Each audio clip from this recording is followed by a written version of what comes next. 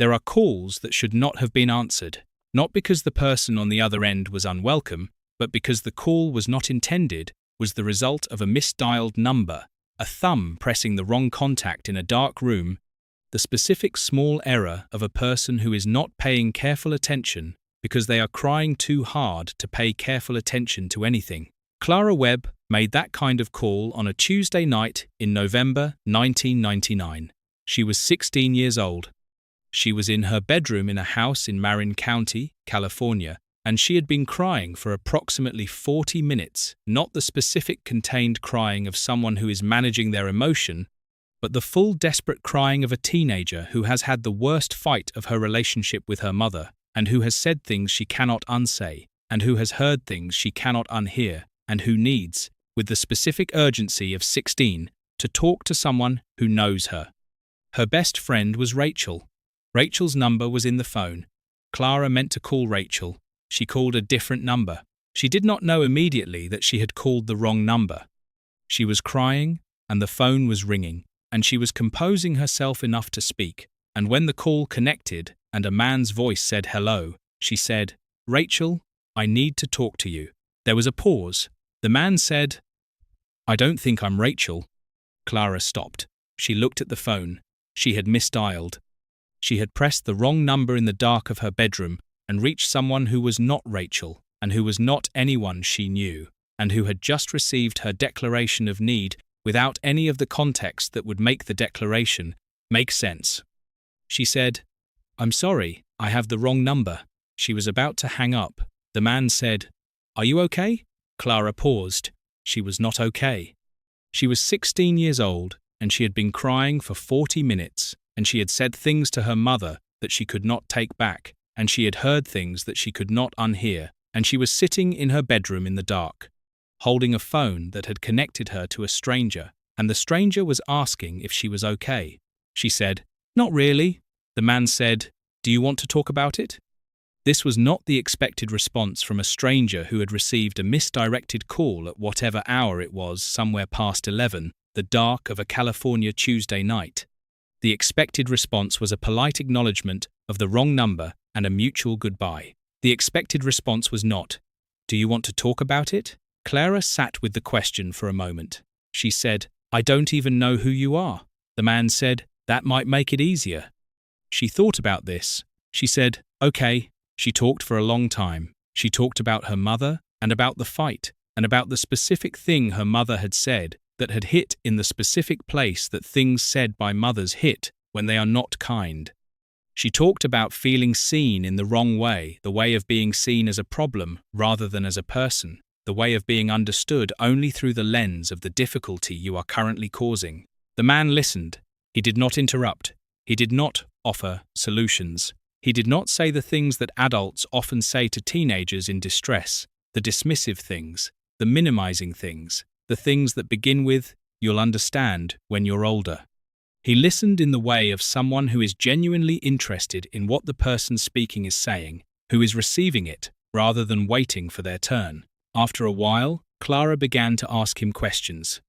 She asked, "Have you ever had a fight with someone you love that felt like it might not be fixable?" The man was quiet for a moment. He said, "Yes." She asked, "What did you do?"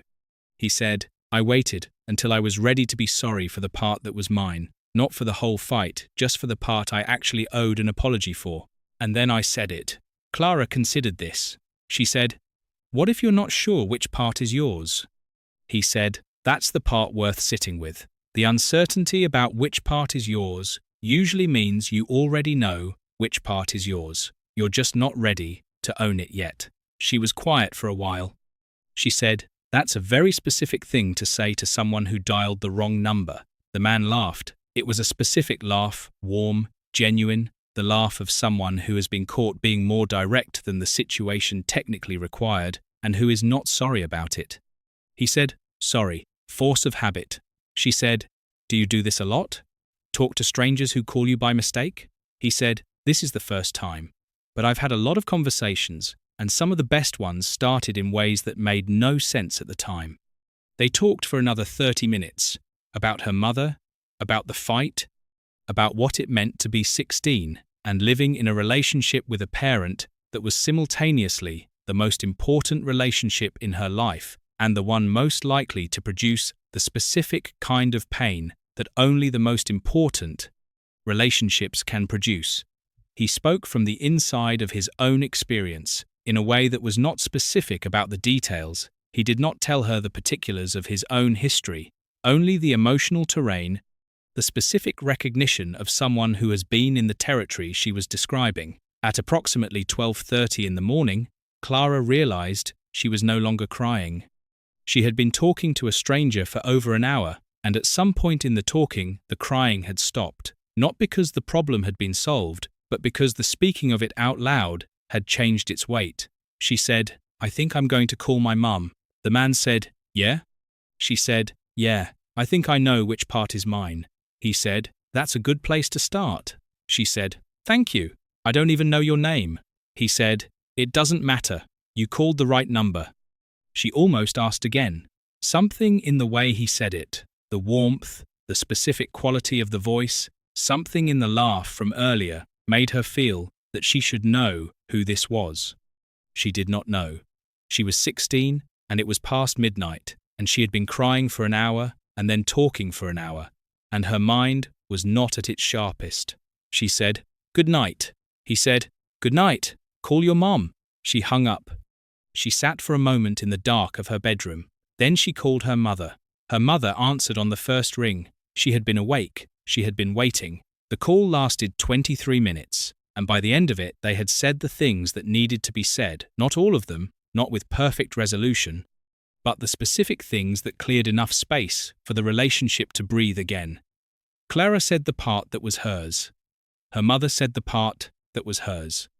They said goodnight in the specific tone of two people who have been in a bad place together and have found their way to a slightly better one. Clara went to sleep. In the morning, she called Rachel and told her about the fight, and told her about the wrong number, and told her about the conversation with the stranger.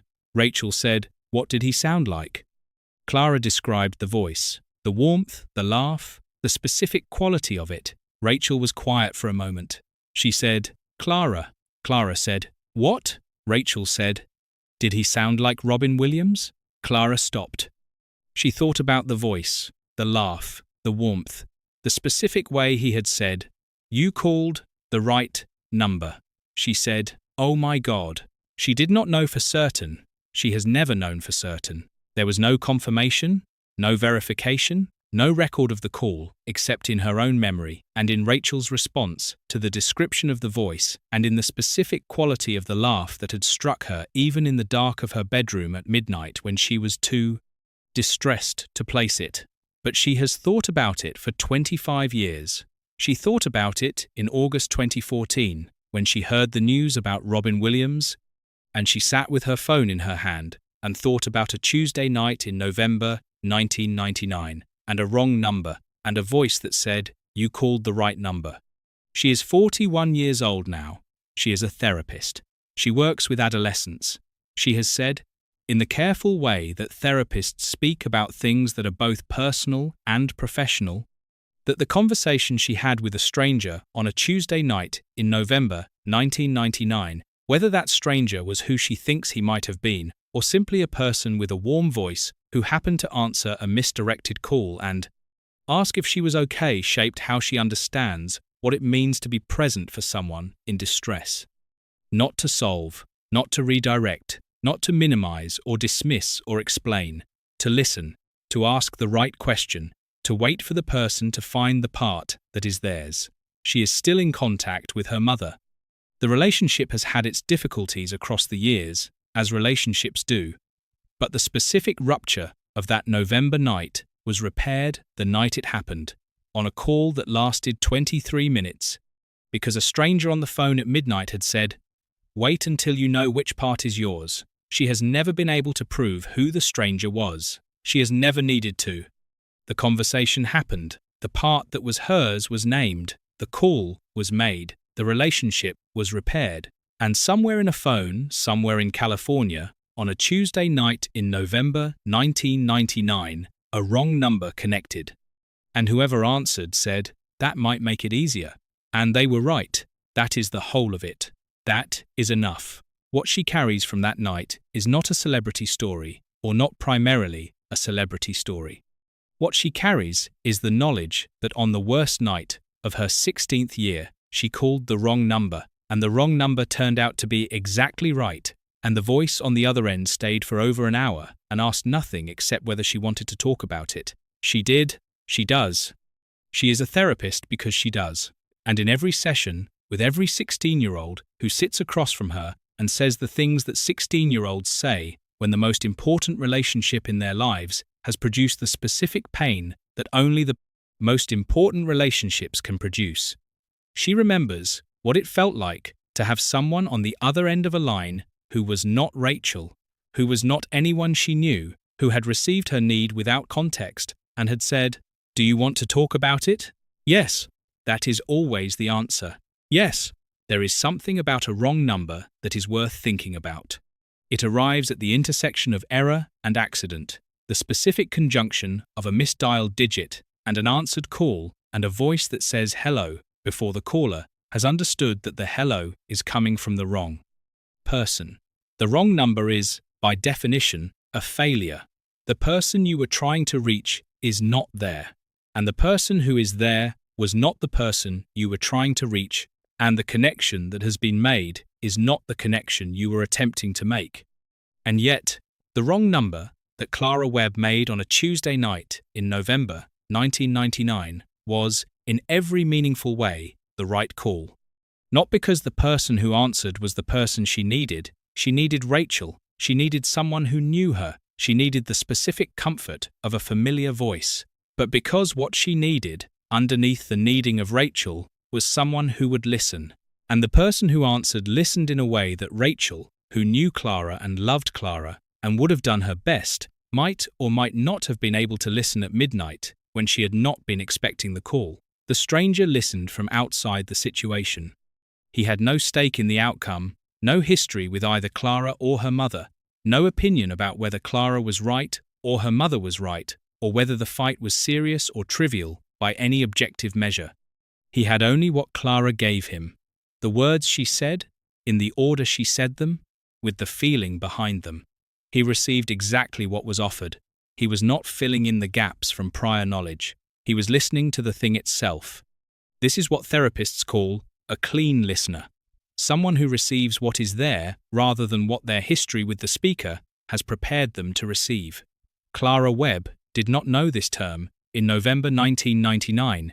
She was 16, but she felt the quality of it. She felt what it was to speak to someone who was receiving only what she was giving, not the accumulated narrative of who she was and who her mother was and what their relationship had always been, but the specific events of the specific evening in their raw form. And he asked the right question. Not, what happened? Not, who was right? Not, do you want me to tell you what to do? He asked, do you want to talk about it?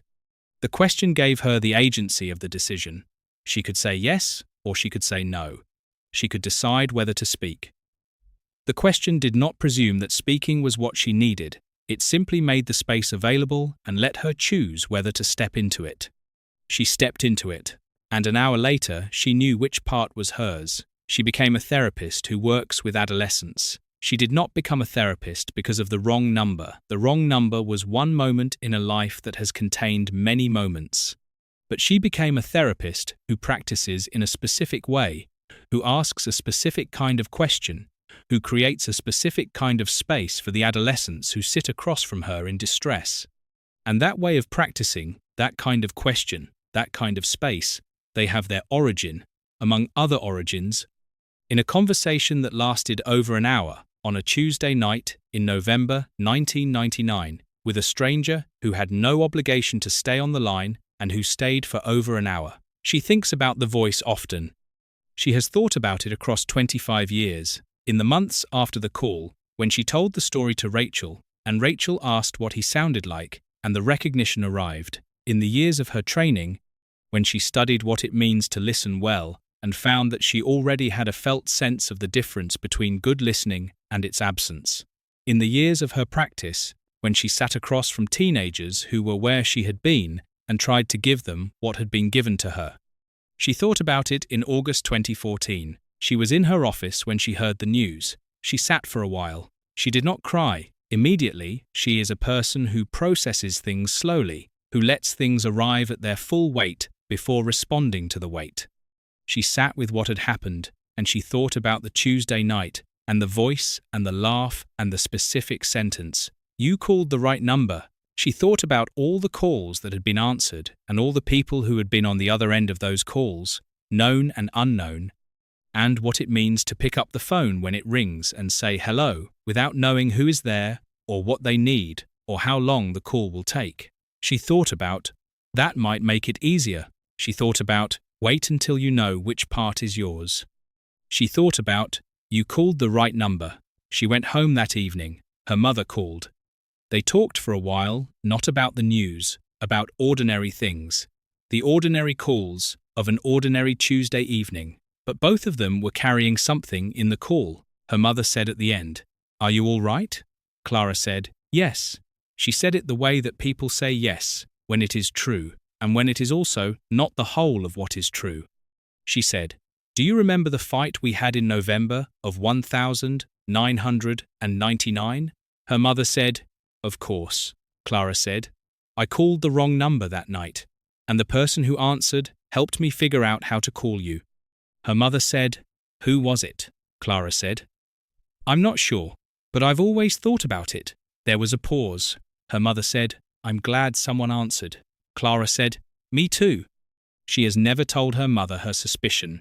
She has told it to very few people, Rachel, who already suspected, her husband, who received it with the equanimity of a person who has lived with Clara long enough to understand that certain stories are true regardless of whether they can be verified, and a supervisor, early in her training, who said, "It doesn't matter who it was, what matters is that it happened. What matters is that it happened.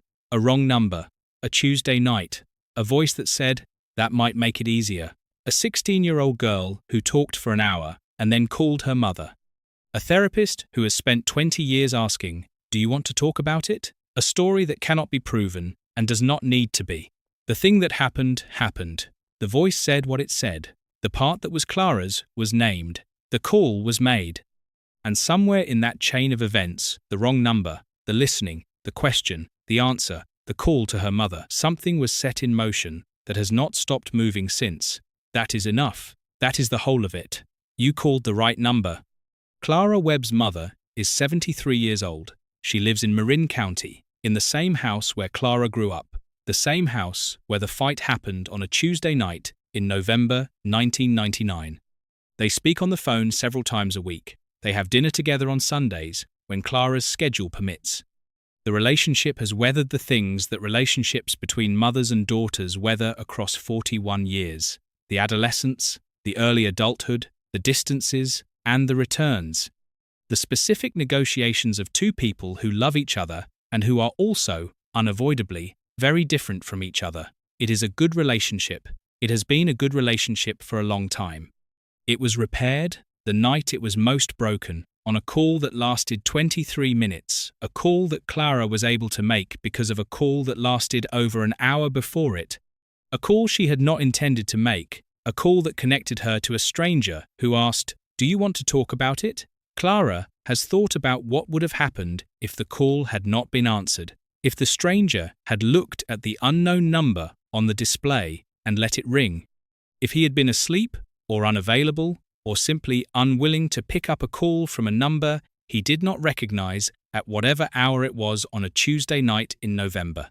She does not know what would have happened. Perhaps she would have called Rachel. Perhaps Rachel would have said the right things. Perhaps she would have called her mother directly, without the intervening hour of conversation with a stranger, and the call would have gone differently, worse or better. She cannot know. She knows only what did happen. The call was answered. The stranger stayed. She talked for an hour. She called her mother. The relationship was repaired. That chain of events is true, regardless of who answered. But she thinks she knows who answered. And if she is right, then the person who answered was a person who had been making people feel heard for 30 years from a stage, and who on a Tuesday night in November 1999 did it for one person on the phone, in the dark, without a stage or an audience or any of the apparatus of performance, simply because the phone rang and they picked it up and said, "That might make it easier," and listened, and were right. Clara Webb is a therapist. She works with adolescents in Marin County, not far from the house where she grew up. She has been practicing for 16 years. She is good at her work. The adolescents who sit across from her in distress are met by her with the specific quality of attention that she received on a Tuesday night in November 1999 from a stranger who had no obligation to give it. She begins every first session the same way. She waits until the young person in the chair across from her has finished whatever they have come in carrying. She waits until they have said the thing or not said the thing, have cried or not cried, have looked at the floor or at her or at the middle distance. And then she asks, "Do you want to talk about it?" She has asked this question 10,000 times in 16 years. She asks it because it was asked of her. She asks it because it is the right question. She asks it because it gives the person across from her the agency of the decision, the space to choose whether to speak, the knowledge that the speaking will be received, rather than managed or redirected or minimized. She asks it because somewhere, on a Tuesday night in November 1999, a wrong number was answered, and the voice on the other end of the line said, "That might make it easier." And it did. It always does.